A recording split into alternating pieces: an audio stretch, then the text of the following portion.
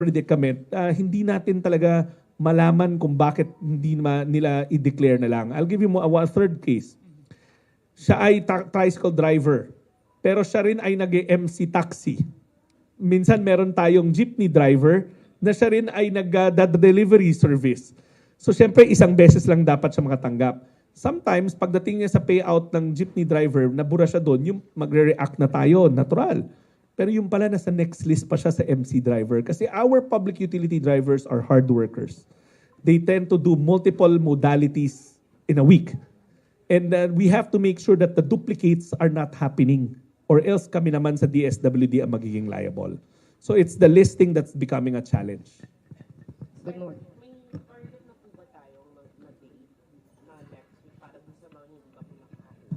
I cannot plot that date kasi bukas may payout pa tayo, today may payout pa tayo. Gusto natin lahat muna matapos yung payout para makita natin sino yung hindi nasama at sino yung mga hindi nag-claim. Meron ring hindi nag-claim, nasa listahan, pero for whatever reason, nasa hospital, na umuwi ng probinsya, hindi naka-claim. So kanina may mga nakausap ko na gano'n. So hayaan nyo na tapusin muna natin yung payout all the way to Saturday before we can ascertain the next steps natin. And in the case of our jeepney drivers, ang pangako ko sa kanila, nakipag-usap ako sa mga association nila, pupunta na kami sa mga LGU kasama ng LTFRB, kakausapin sila isa-isa para masigurado natin na pag maglunsad na tayo ng payout na panibago, na special payout for them, nandun na lahat.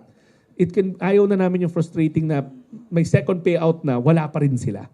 We need to painstakingly go through it one by one.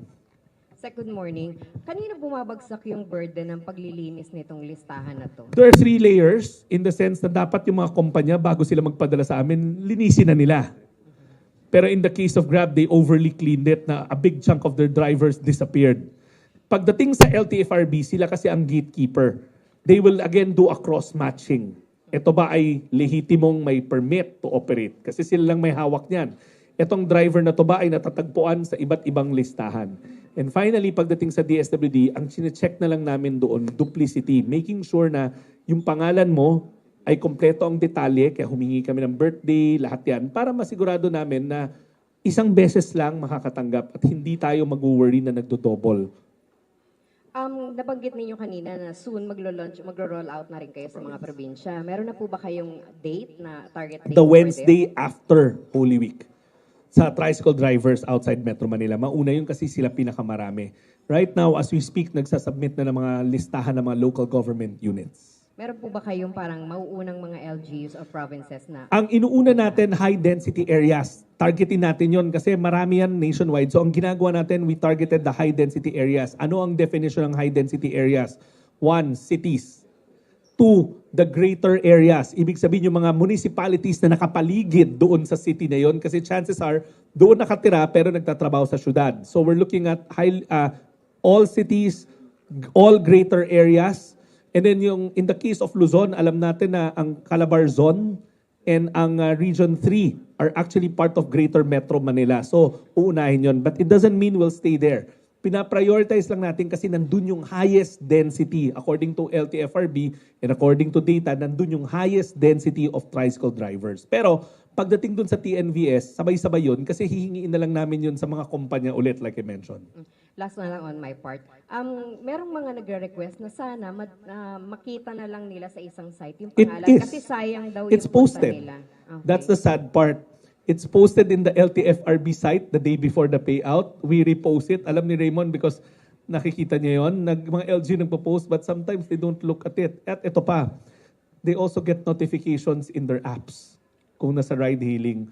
But I guess because wag na natin sila i-blame, busy rin talaga ng mga tao maghanap buhay. They tend to ignore the information or nalalagpasan nila. We will just have to keep on doing special payouts. Ma'am, again, you can fact check me on this. The day before a payout, LTFRB uploads it, DSWD reposts it, the LGUs repost it. Nandun yung pangalan, nandun yung schedule. I'll give you another example. Naka-alphabetize sila minsan. Umaga, ganitong letter, hapon ganito. But yung hapon pupunta rin ng umaga kasi gusto nila mauna na sila.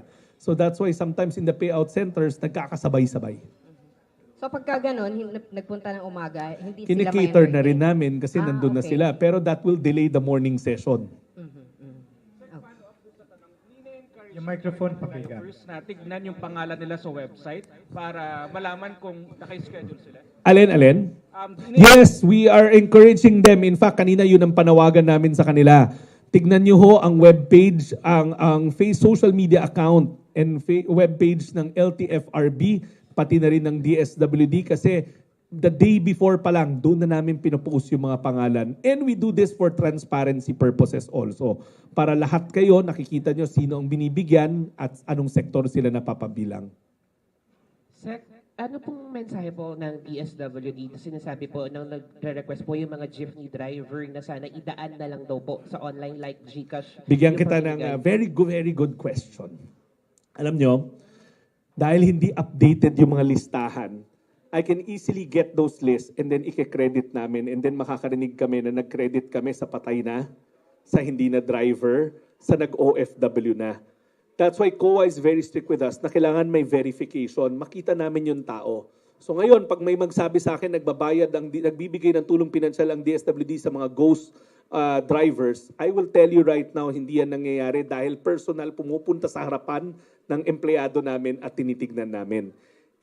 Second, ayaw rin namin yung cases na nangyari tulad nung sa social amelioration, tandaan nyo, before us. Niload sa mga cellphone, pero yung pala yung mga cellphone numbers luma. So natulog yung mga pera sa mga blank accounts. There are COA findings there. I'm not saying we're not pursuing the digital track dahil yan ang gusto ng Pangulo, but allow us first to perfect the list so that before we move to that side. Kasi ang danger ngayon, the lists are being created. Tignan nyo, hiningi na nga namin sa kumpanya mismo, yung kumpanya mismo, kulang-kulang rin yung listahan na binigay. So can you imagine the scenario na may mga ibang makakatanggap, tapos iba hindi, di iisipin nila, doing it clandestine, hindi kami public and forthright with it. This stage is happening because we want them to physically see, ito ba ay tunay na driver? Kasi may mga lumutang na aligasyon ng isang araw na meron daw na sa listahan na hindi naman driver pero nandun. Or nag-OFW na raw, hindi na nagda-drive pero nandun. So ngayon, kaya ko sabihin sa inyo, hindi po yon kasi physical appearance. So ang hinihingi ho namin. Yung mga ibang naming programa like 4Ps, they're either using bulk deposit, naka-basic deposit accounts yan, or nag-GCash kami. Why? Because sa 4Ps, yung listahan at yung beneficiary, nasuri na yon, paulit-ulit, recurring yon. Again, we're not saying no. We're just saying that we have to exercise prudence in making sure na lahat ay legitimate at lahat ay totoong na beneficiaryo. There's a validation and verification stage. Sec Chet Gatchalian po from Billionaire News Channel. Related din po sa binabanggit niyo po regarding sa mga allegations na may mga patay, ganyan. Kasi sabi ng Manibela recently, yun nga, may Sabi mga ni?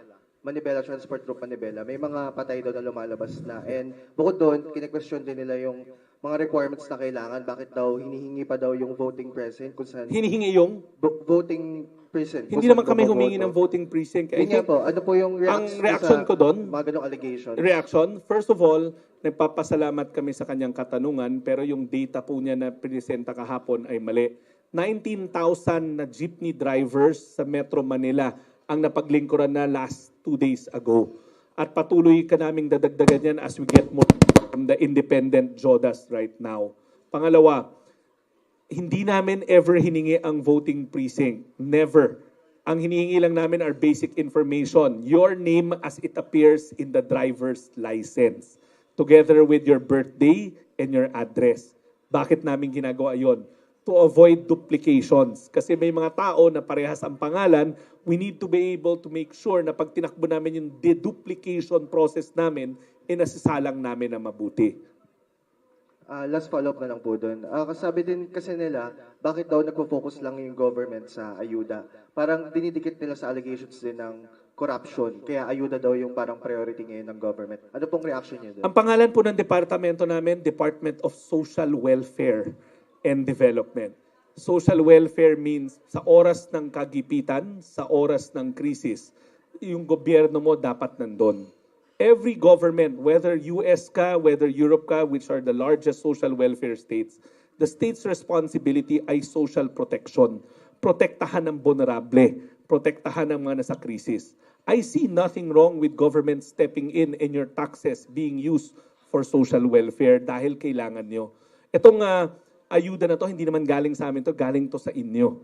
This is your money and you need your money right now dahil naiipit tayo dito sa taas ng presyo ng bilihin. Ulitin ko, my message to him is our department's name is Department of Social Welfare and Development. So doon pa lang sa pangalan, ang mandato namin sa ganitong mga panahon, dapat nakakatulong kami.